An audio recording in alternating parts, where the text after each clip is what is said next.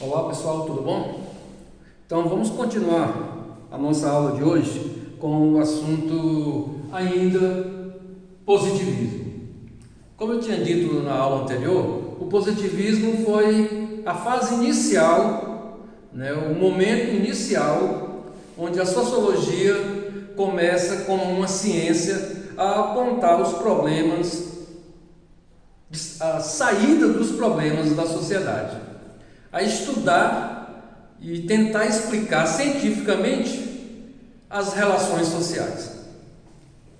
Então, ainda nessa fase, Augusto Comte, como nós vimos na aula anterior, foi o autor o sociólogo que deu a base do positivismo, falando que uma sociedade, quando está em desordem, no caos, como era o caso no início do final do século XVIII, em 1789, com a Revolução Francesa, até 1799, 10 anos de conflitos, de tumulto, de uma hora um tipo de grupos sociais estavam no poder, num outro momento matavam aquele e assumiam o poder, um outro grupo, e assim esse caos, essa desordem, a filosofia e as outras disciplinas que são mais abstratas nessa questão de ficar pensando, mas sem apontar saídas,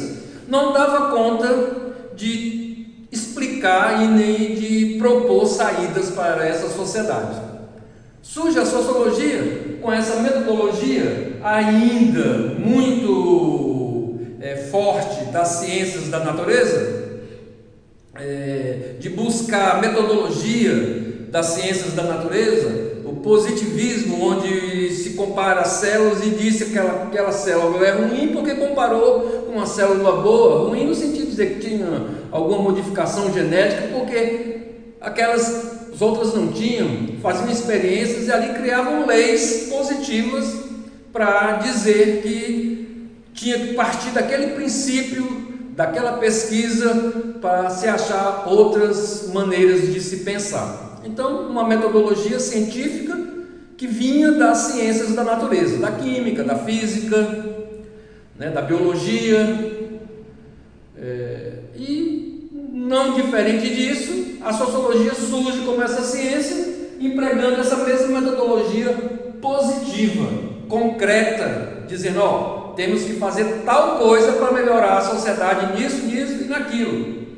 Então, essa primeira fase foi conhecida como positivismo. E depois de Augusto Comte, tiveram outros autores importantes, como Herbert Spencer. Ele foi um sociólogo que disse que a sociologia é uma sociologia evolutiva. Ora, ainda muito preso às questões das ciências da natureza, que é na ciência da natureza que estudamos a lei da evolução. Uma espécie evolui de acordo com o ambiente, com o passar do tempo, E Herbert Spencer tinha essa característica de dizer que a sociologia também veio evoluindo. Pois bem, saindo um pouco dessa visão das ciências da natureza, das ciências naturais, Émile Durkheim, apesar de ainda ser tido como um autor do positivismo, pois ele era muito objetivo, ele tratava o indivíduo como um fantoche. Faça uma ideia de aquele rapaz com um bonequinho pendurado em umas cordas, aquela marionete, e ele vai dando os movimentos do boneco. Esse boneco é o indivíduo, e é as cordas que ligam esse bonequinho a mexer braço, perna, a se mover, é a sociedade. Então, quem moldava o indivíduo era a sociedade. Então, Durkheim era positivo nesse sentido. Por isso, ele ainda é considerado um autor do positivismo. Embora tenha trazido alguns aspectos sociológicos das relações sociais que perduram até hoje.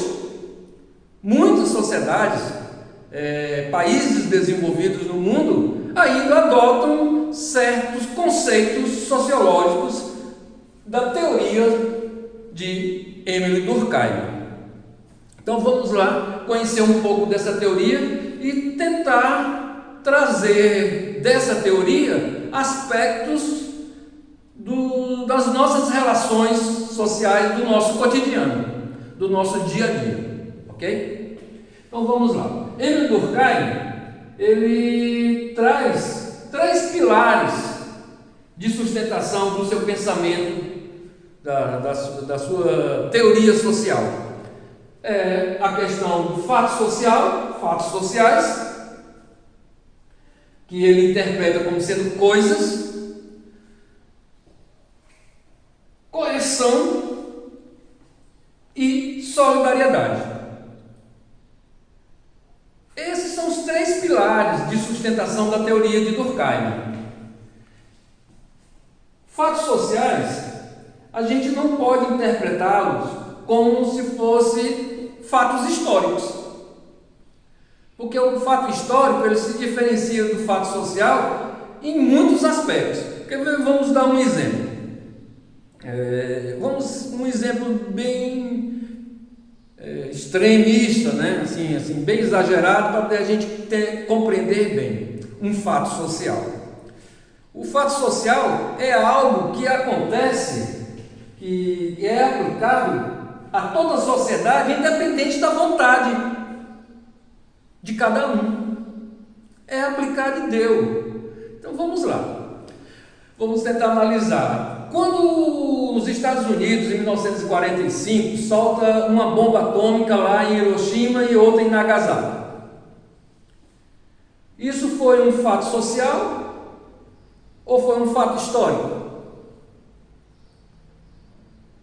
Pois bem, foi um fato histórico, porque foi a primeira vez que foi lançada uma bomba atômica no planeta Terra, onde aniquilou uma cidade inteira. E essa destruição dura até praticamente os dias de hoje, porque a radiação atômica, ela danifica o meio ambiente, ela danifica os indivíduos que sobreviveram e vão ter filhos também com problemas de saúde diversos. Então, modificou a estrutura social daquele ambiente para sempre,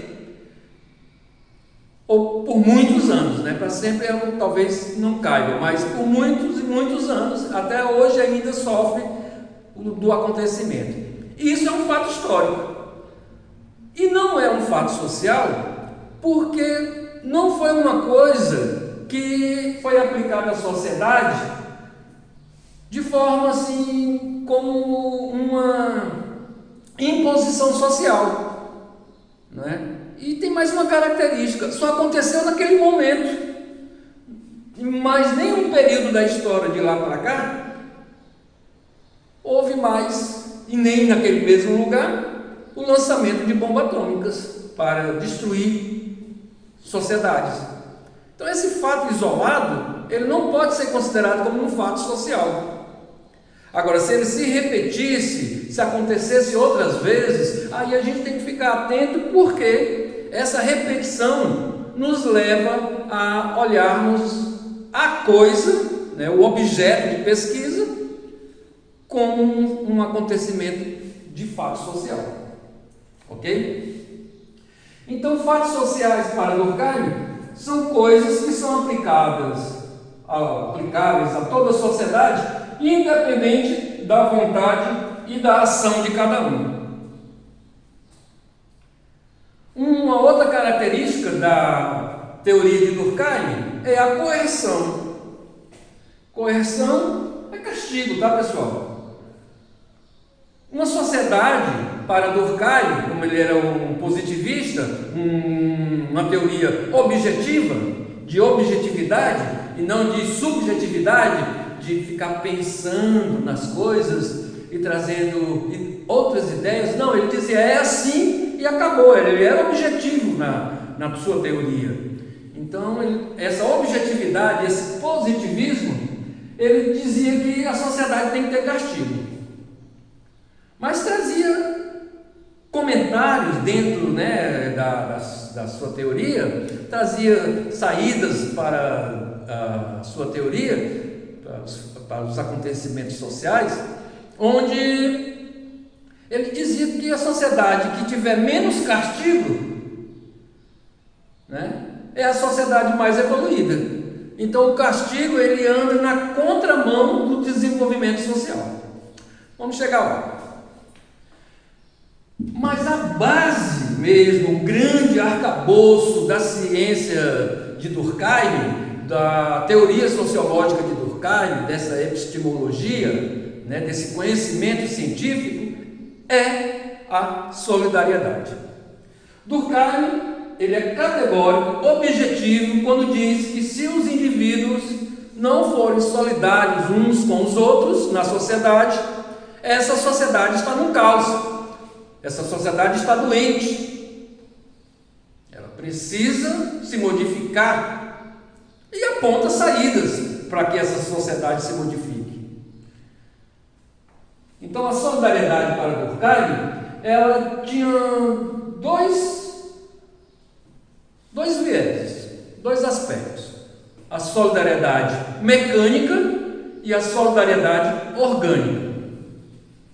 Vejam bem essa palavra orgânica, de organismo, é lá da biologia.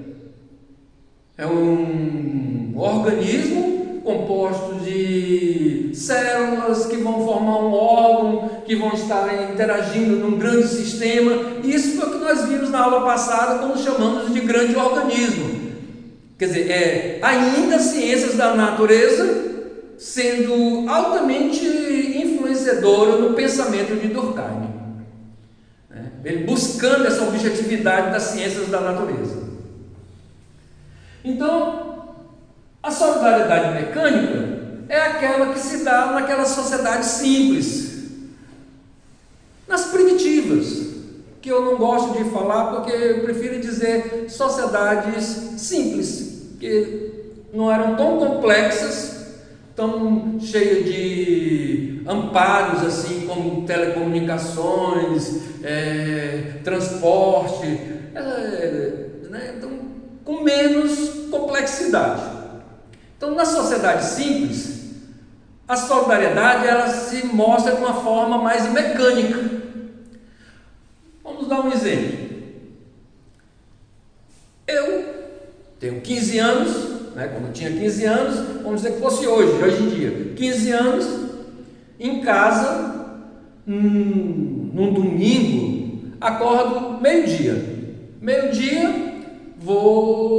levanto, porque a noite anterior eu saí com os amigos, ou eu fiquei no WhatsApp até tarde da noite, né, me comunicando, interagindo com os meus amigos, meus conhecidos, ou estudando, não sei, né, vamos dizer que seja, tudo isso é bom, mas no outro dia eu acordo meio-dia e acordo, né, escovo meus dentes, faço aquela refeiçãozinha bem leve, vou para o sofá e fico lá até 2 horas da tarde ainda no celular. Mas em contrapartida, quer dizer, dando uma contração disso, estava sua mãe, ou no caso a minha mãe, né, que tinha acordado às 5 horas, 5h30 da manhã, já tinha lavado roupa, tinha limpado a casa, já tinha feito almoço, já estava lavando a louça do almoço, e eu lá deitado no sofá, no WhatsApp, no Facebook. Aí minha mãe já cansada chega para o meu pai, que já estava no sofá também, depois do almoço, assistindo o Globo Esporte ou qualquer outro, né, programa esportivo, com uma cervejinha do lado, e a mãe, né, lavando louça depois do almoço, ainda limpando a cozinha, e ainda tinha uma pilha de roupa para passar. Aí essa mãe cansada chega para o pai e reclama para o marido dela: ó, fulano, que Joaquim ainda não, agora ainda nem veio almoçar, já chamei muitas vezes, eles não veio almoçar.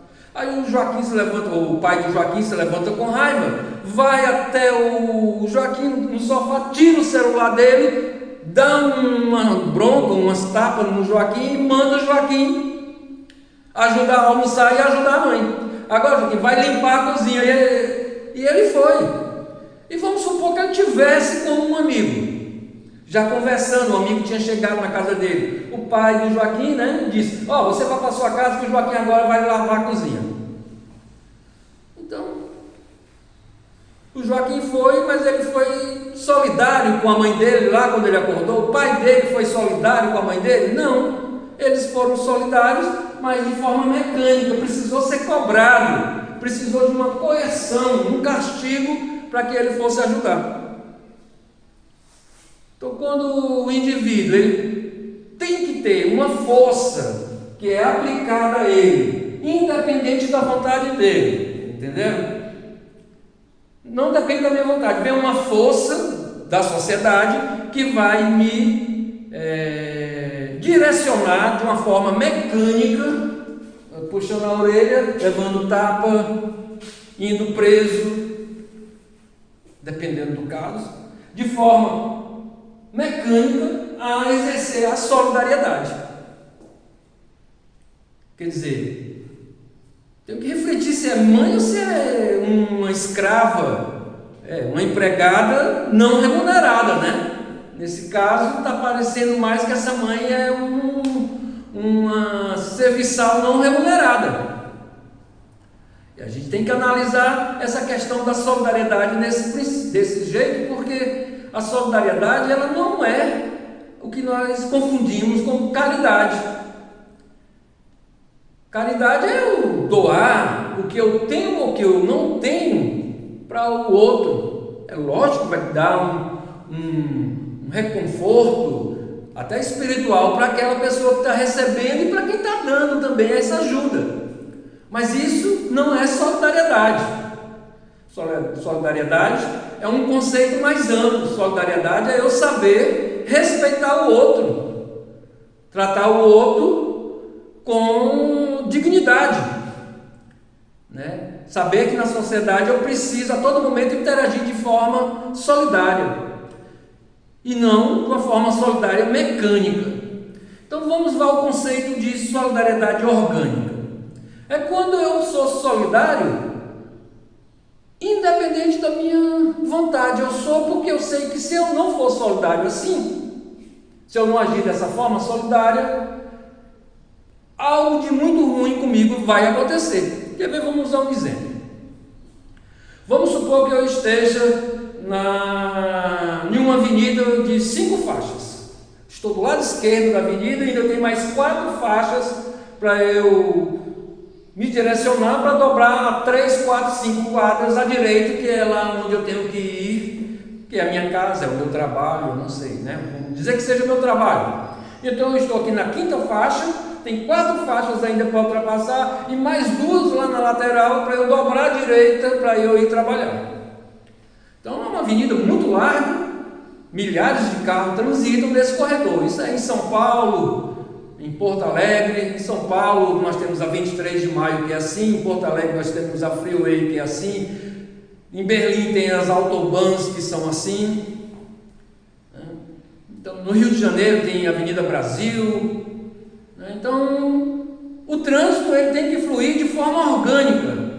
Então, eu estou aqui do lado esquerdo. Tenho que dobrar à direita daqui a 4 quadras, 3 quadras. 400 metros. Eu tenho que dobrar à direita.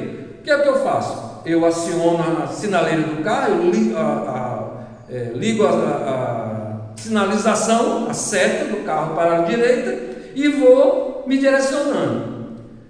O primeiro carro, o segundo, como está muito próximo a mim, passa por mim, mas o terceiro já diminui a velocidade e permite que eu vá para outra faixa. E assim por diante, ultrapassando as faixas, até chegar ao local que eu vou querer entrar, para dobrar à direita.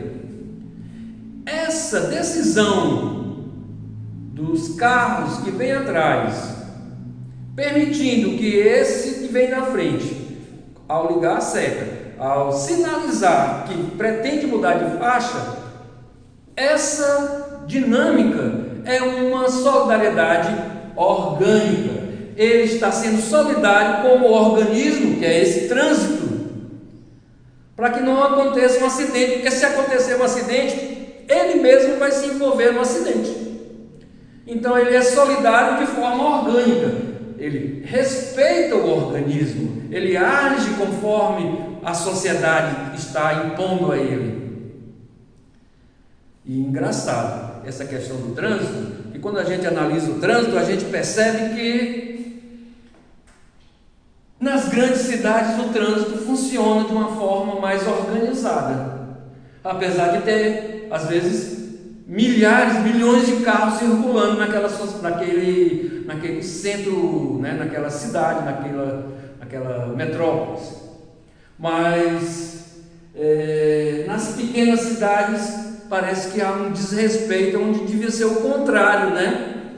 Aqui, levando para o nosso ambiente doméstico, aqui no Brasil, a gente anda aqui numa cidade pequena, ninguém para para o pedestre, joga por cima da bicicleta, a bicicleta anda na contramão. Então, tantas outras coisas que poderiam ser diferentes se nós fôssemos solidários de forma orgânica. Temos que refletir sobre isso, tá?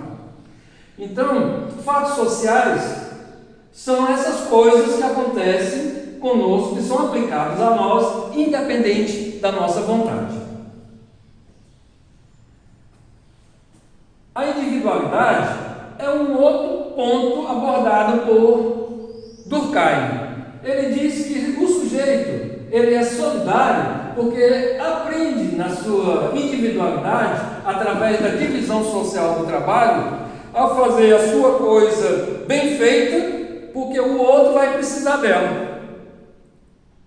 Por exemplo, na indústria lá de sapatos lá do século, ou de tecelagem do século XVIII, né, do final do século XVIII, na Inglaterra, eles já faziam sapatos de uma forma parecida como é feita hoje, numa cadeia, em um sistema de série. Cada um fazia um determinado tipo de serviço, um solado, o outro costurava, o outro passava verniz, e assim faziam os sapatos.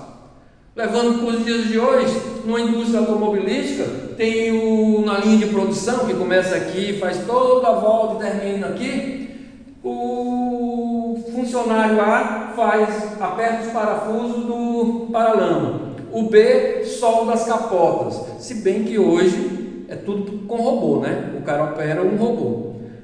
Aí o outro faz isso, o outro faz aquilo, o outro coloca os para-choques, o volante, né? Termina o carro aqui no final da linha de produção, uma divisão social do trabalho, cada um na sua especificidade.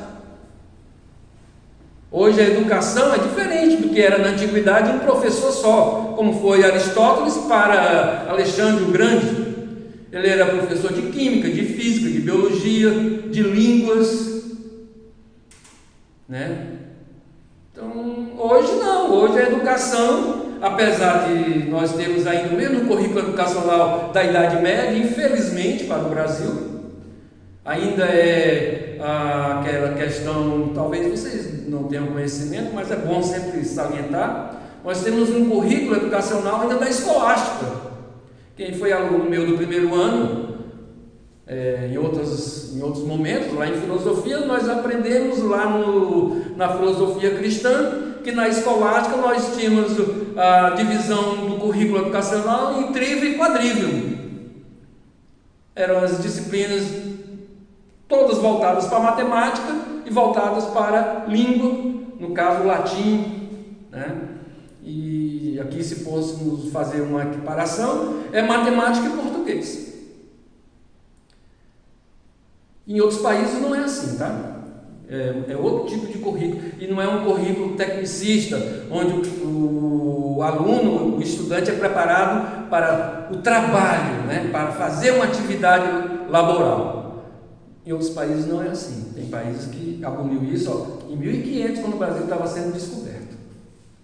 Tá, voltando para cá. Então, a individualidade do trabalho traz outras perspectivas da sociedade. Nós vamos dar uma pausa aqui, mas eu vou só salientar o ponto crucial da teoria de Durkheim. Durkheim, ele apresenta uma teoria social onde a coerção, a solidariedade e o fato social são as bases da sua epistemologia, quer dizer, da sua ciência, do seu conhecimento científico. Tá? Então, agora na próxima aula, nós vamos dar continuidade a partir dessa questão da anomia do direito segundo a visão de Durkheim. Ok? Até já, até a próxima.